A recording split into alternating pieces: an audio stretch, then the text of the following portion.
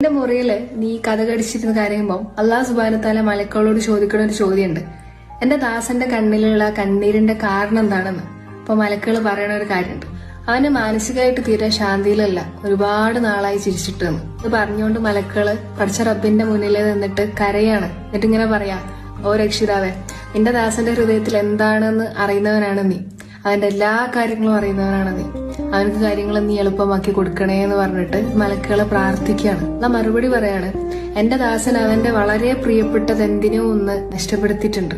തീർച്ചയായും അതിനേക്കാട്ടിലും മഹത്തായ ഒന്നിനെ കൊണ്ട് ഞാൻ അതിനെ പൂരിപ്പിക്കും എന്നാണ് പഠിച്ച റബ്ബ് തിരിച്ചു മറുപടി പറയണത്. ദേഹലോകത്തെയും പരലോകത്തെയും ജനങ്ങളെയും അത്ഭുതപ്പെടുത്തും വിധം. അൽഹംദുലില്ലാ, ഇതിനേക്കാട്ടിലും വലിയൊരു അൺകണ്ടീഷണൽ ലവിന്റെ എക്സാമ്പിള് എങ്ങനെ നമ്മൾ പറയാ? നിങ്ങൾ എന്താ പറ?